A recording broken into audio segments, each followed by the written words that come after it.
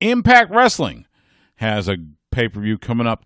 It is Hard to Kill, and I was lucky enough to be at the Hard to Kill pay-per-view last January in Dallas. It was a great event, and I have no doubt that this year's event will be just as good. And one of the men that will be on that card joins me now on the Vaqueros Cafe and Cantina hotline. We've had the chance to talk to him before. He's a great guy to talk to, even if he is a little sneaky with his title defenses. Former X Division champion Rohit Raju. How you doing, Rohit? Well, let's back it up real quick. You say former X Division champion. I like to say future two-time X Division, a.k.a. Flex Division champion. Flex Division. Ravishing Rohit Raju. Oh, What's ravishing up? now. Oh, okay. So are we going to get... Yeah, X Division, but, when I'm posing Flex Division, because I've been jacked out of my mind all right, these past few months. So, okay. Everyone's wasting away drinking beer. I've been in the gym getting jacked out of my mind. So, ravishing, huh? Are we going to see... Are we going to see people's wives spray painted on your tights next? Trust me, it's in the works. I bet. It is in the works. Oh, God bless Ravishing Rick Rude. That's right. What I'd like to have right now.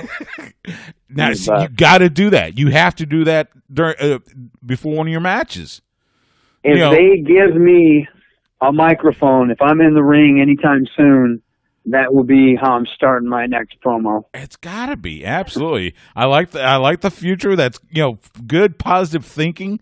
Kind of like I always like to say. I want to try to find the future Mrs. X Myrick, or the future X Mrs. Myrick. So I get you, man. It's all about positivity, man. I totally get you. How'd you spend your New Year's? How was New Year's Day for you? New Year's for me, it was honestly quiet. It was nothing really happening, to be honest. Everything was closed down my way, so I just chilled at home and relaxed and brought in the new year, got up the next day, hit the weights as normal. No complaints whatsoever. Just happy to be breathing, to be honest with you. Yeah, and I just enjoyed my time and made the best of it. I can guarantee that's the way to do it. I was that way as well. So nice and chill. Let's talk about your first reign as X Division champion. I mean, that's such a historic title within Impact Wrestling. You go back to the men that have held that title in the past.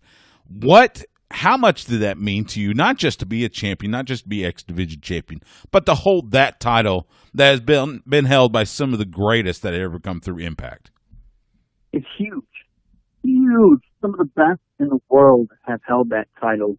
And one of the things I'm most proud of, besides getting the chance not only to hold that title, but have such a good run and being able to put my spin on it. I know a lot of people always think X Division. I'm not, I like to do cool things in the ring, but I don't go overboard. I'm not a super flippy guy.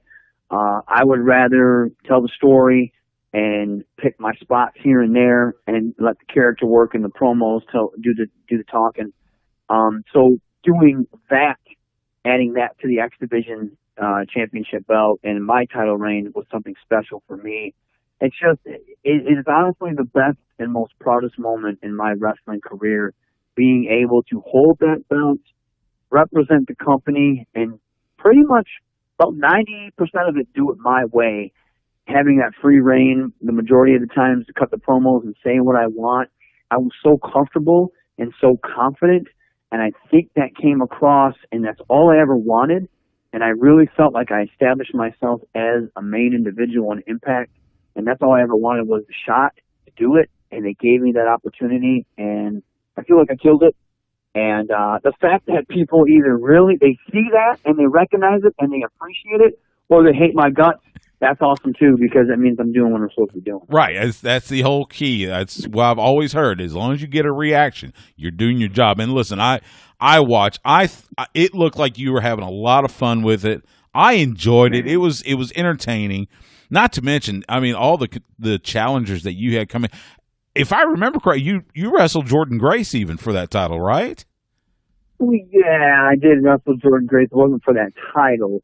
Oh. She won because Willie Mack interfered, which people always refuse or just, forget. However, she was one of the 5 that I did beat at Bound for Glory, which is That's also right.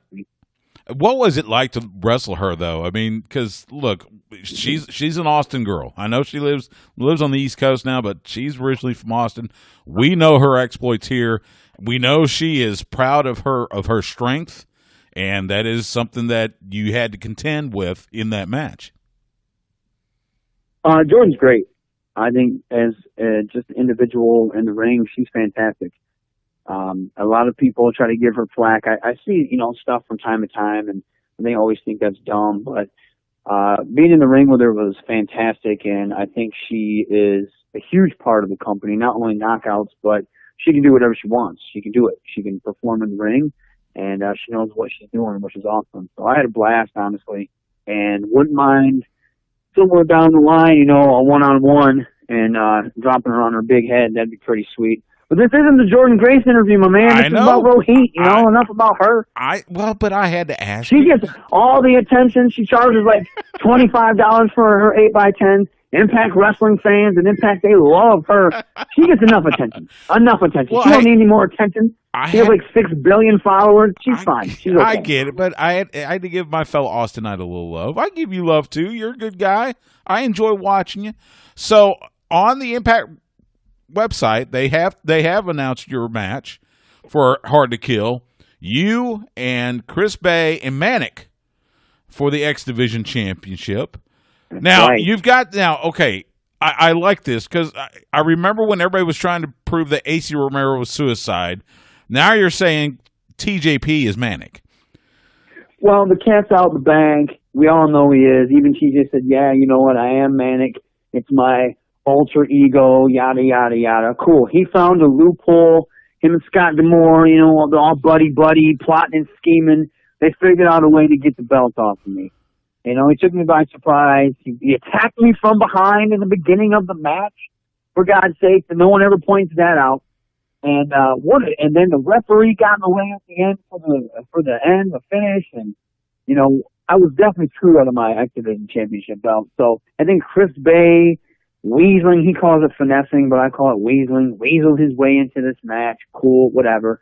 It began with us, and now it's going to end with us. But the thing is, the way it ended the first round is the way it's going to end this time.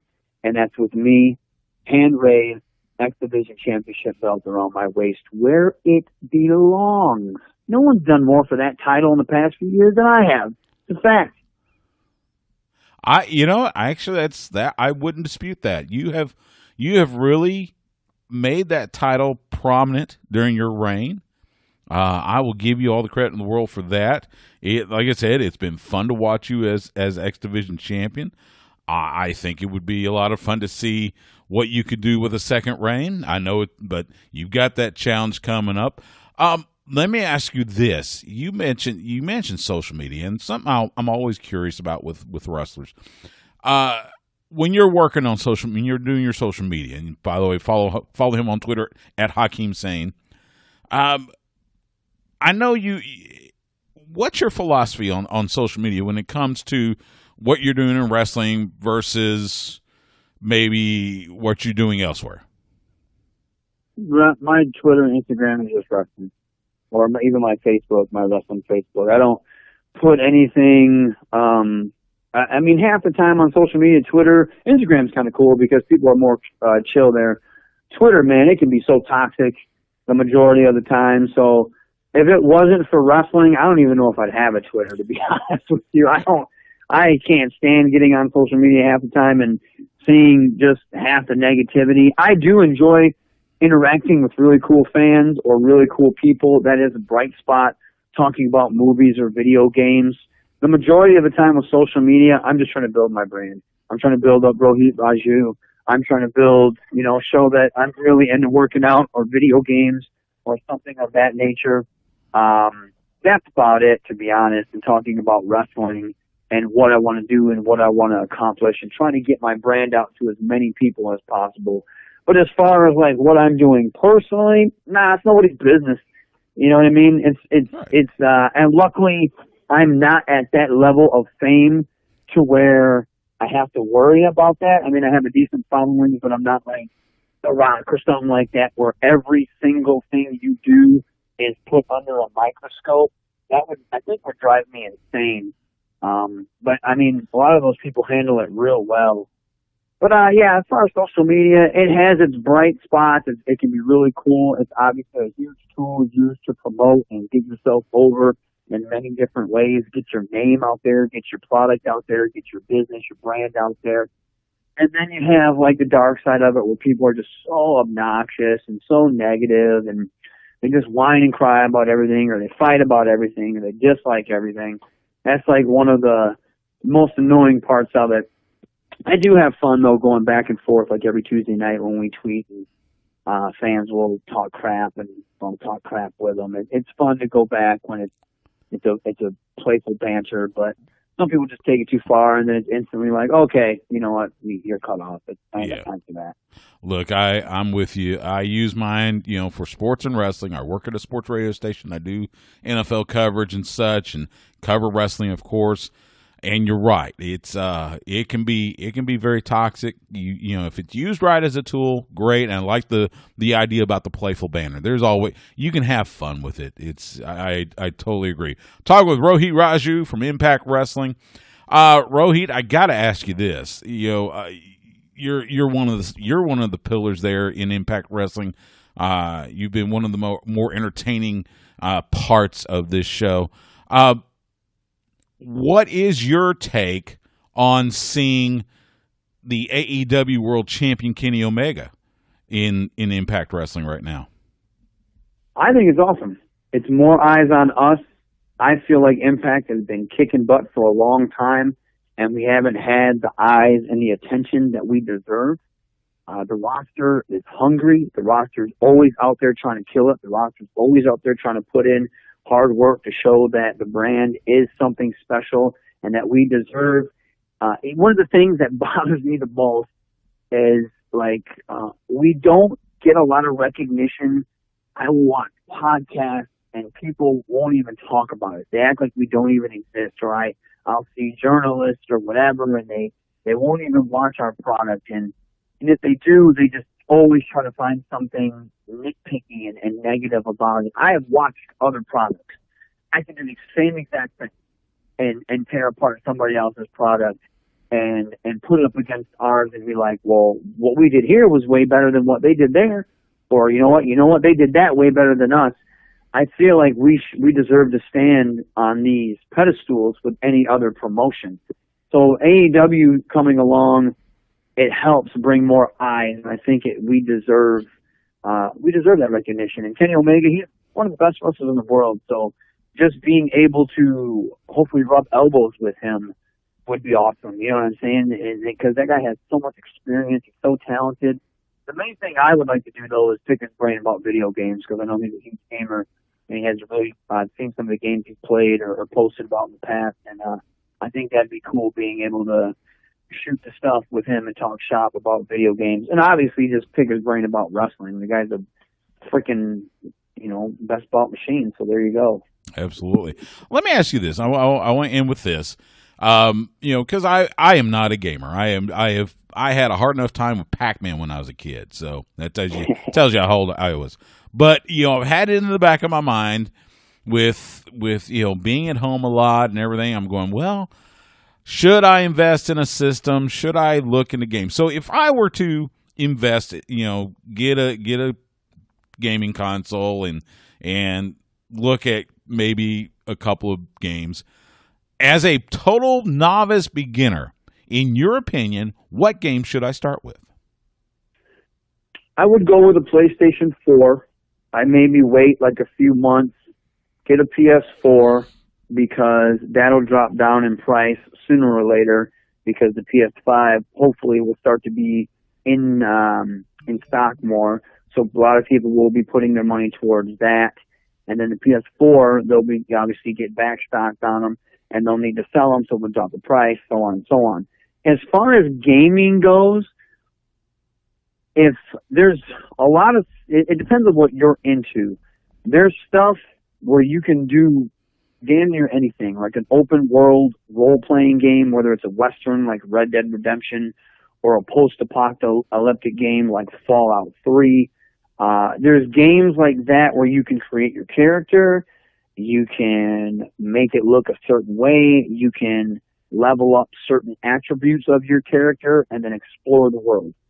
There's also a lot of sports games. I can't remember what sports games. Some sports games let you do like GM mode, which might be right up your alley, where you can trade players, create teams, simulate games, stuff like that, where you're in control more of that.